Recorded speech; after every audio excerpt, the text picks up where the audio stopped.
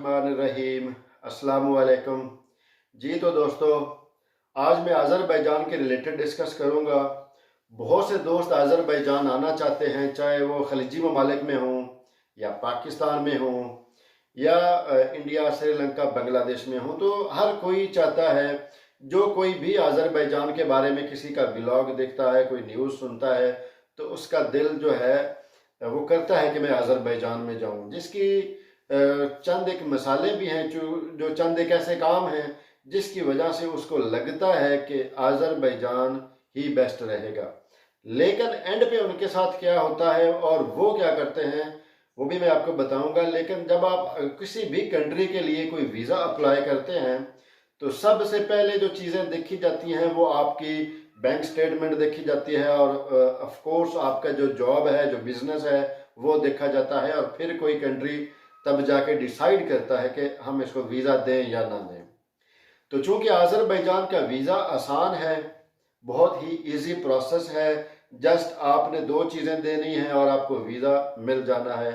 एक पासपोर्ट की कॉपी, और सेकंड ऑनलाइन जो आपने फ़ीस पे करनी है। जब नॉर्मल ई वीज़े ओपन होते हैं तो तब की बात कर रहा हूँ। तो ये सबसे इजी प्रोसेस है अज़रबैजान का वीज़ा लेने का।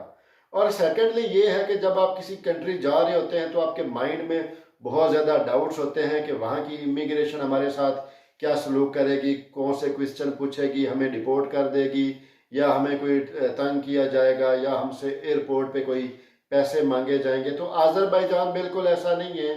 अज़रबैजान की इमिग्रेशन बहुत ही फ्रेंडली है, किसी किस्म की कोई तंगी नहीं होती। आप एयरपोर्ट पे आते हैं तो आपको वो फ्रेंडली पूछते हैं कि आप कितने दिनों के लिए आए हैं, क्या करने आए हैं, तो आप बताते हो, तो वो आपको दूसरा कोई क्वेश्चन नहीं करते और आपको कहते हैं कि वेलकम टू अज़रबैजान। और इस तरह ये दो चीज़ें बहुत ही आसान हैं, जो कि एक ट्रैवलर, एक वीज़ा लेने वाला सोचता है कि एक वीज़ा आसानी से मिल जाए और दूसरा एंट्री आसानी से मिल जाए। तो ये दोनों ही चीज़ें अज़रबैजान के रिलेटेड जो हैं बहुत ही आसान है, और इसके बारे में कोई किसी किस्म का इशू नहीं है। जिस वजह से हर बंदे की ख्वाहिश होती है कि अज़रबैजान ही जाएं, अज़रबैजान ही जाएं। लेकिन उनको ये नहीं पता होता कि अज़रबैजान में जॉब्स नहीं हैं। फिर वो ये सोचते हैं कि बस एक दफ़ा हम अपने कंट्री से निकल जाएं, वहाँ पे हम कुछ ना कुछ कर लेंगे, वहाँ पे भी तो लोग रह रहे हैं, कुछ ना कुछ तो काम होगा, हम काम कर लेंगे।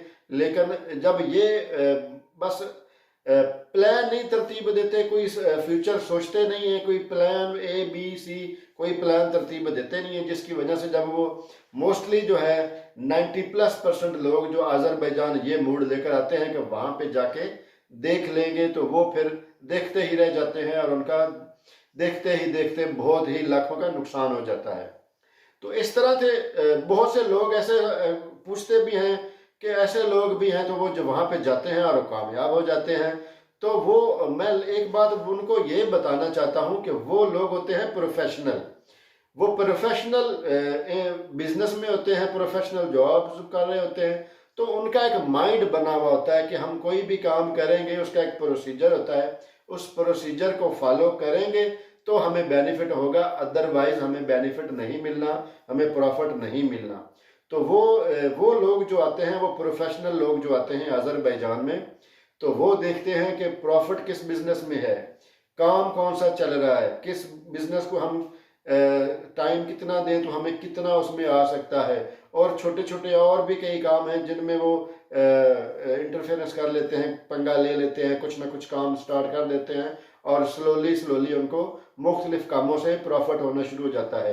क्योंकि उनको एक बात का पता है कि जब तक हम इसके ऊपर काम नहीं करेंगे, इसको टाइम नहीं देंगे, इस बिजनेस को चलाने के लिए मेहनत नहीं करेंगे, बैक मनी नहीं होगी, तब तक हम कोई भी जो है वो प्रॉफिट नहीं ले सकेंगे।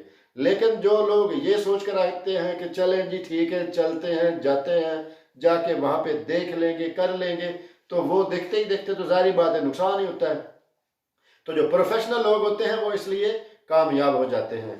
तो मेरा मशवरा यही है नए आने वाले दोस्तों से कि वीज़ा आसानी मत देखें, इमिग्रेशन आसानी मत देखें, कोई ना कोई प्लान बनाएं, कोई ना कोई वर्कआउट करें, उसके बाद अज़रबैजान आने का सोचें। क्योंकि जो भी हमारे हॉस्टल में भी आके बहुत ज़्यादा ऐसे लोग होते हैं जो आके फिर बाद में पछताते हैं और सोचते हैं अगर ये पैसा हमने पाकिस्तान में फ़लाँ काम में लगा लिया होता तो हम आज कामयाब होते। अब हम सालों पीछे चले गए हैं, अब हमारा इतना लॉस हो गया है, हम पीछे जाके क्या मुंह दिखाएंगे। तो वो बहुत से ऐसे परेशानियां होती हैं जिनको वो फेस कर रहे होते हैं। तो बेहतर यही है कि उस परेशानी को आज़रबाईजान में आके फेस करने की बजाय आप अपने कंट्री में जहाँ बैठे हैं वहीं पे उसके ऊपर वर्कआउट कर लें, ताकि आपका काम आसान हो सके।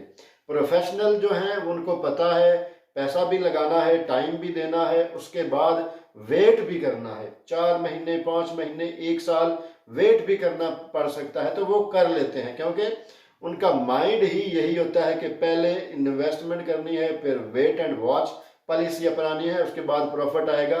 तो उनके पास ये सारी चीज़ें होती हैं, वो समझबूझ होती है, इस वजह से वो कामयाब होते हैं। तो दोस्तों, पैसा ज़ाया करने से पहले सोचिए, फिर डिसाइड कीजिए, ताकि आपको बेनिफिट हो सके। इंशाल्लाह कल मिलते हैं नेक्स्ट वीडियो के साथ, नई इंफॉर्मेटिव वीडियो के साथ। तब तक के लिए अल्लाह हाफिज़।